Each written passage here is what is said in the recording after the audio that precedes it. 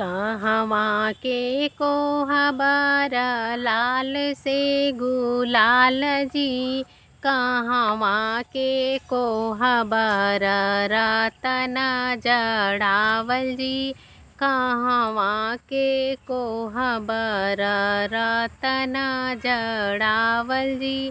बहरे का को हबर लाल से गुलाल जी, भीतरा के को हबर रतन जड़ावल जी, भीतरा के को हबर रतन जड़ावल जी।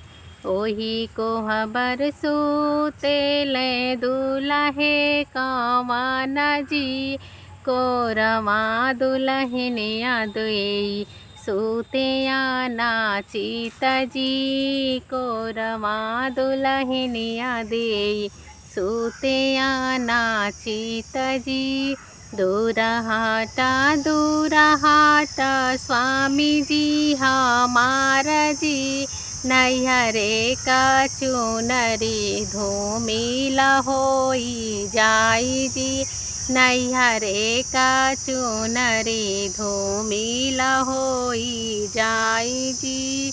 एतनी बचन जब सुनले दुलहे राम, भीतरा के पलंग आया बाहर बिछावे जी, भीतरा के पलंग आया रे बाहर दासे जी। जो हम होई बो हो पापा के दुलारी जी, घेरी आईते बदरा बारी से लगते पानी जी, घेरी आई है बदरा बारी से लगी है पानी जी। घेरी आइले बदरा बारी से लगले पानी जी, ओरी ओरी घूमे लगले दुलहे कवन जी, ओरी ओरी घूमे लगले दुलहे कवन जी। खोलना मोरी धान चंदना के वाड़ी जी, भीगे हमर जोड़ा जामा मऊरे का घोपा जी, भीगे हमार जोड़ा जामा मऊरे का घोपा जी। तबे हम खोलब स्वामी चंदना के वाड़ी जी, जवन कुछ कमा के दिया हिसाब जानी लिहा जी, जवन कुछ कमा के दिया हिसाब जानी लिहा जी।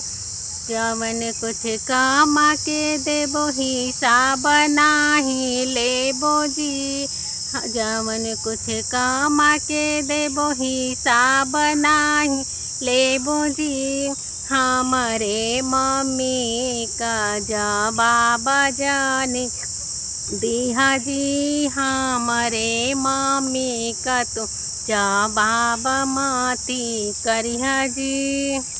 तुम्हारे ही मम्मी का जवाब नाही करबो जी, आपन बहिनिया स्वामी लियावन जानी जइहा जी। तुहु आपन बहिना स्वामी लियावन जानी जइहा जी, आपन बहिनिया धनी कबो ना लियाइब जी। तुहु मोरी धान कबो नैहर जानी जइहा जी, तुहु मोरी धान कबो नैहर जानी जइहा जी।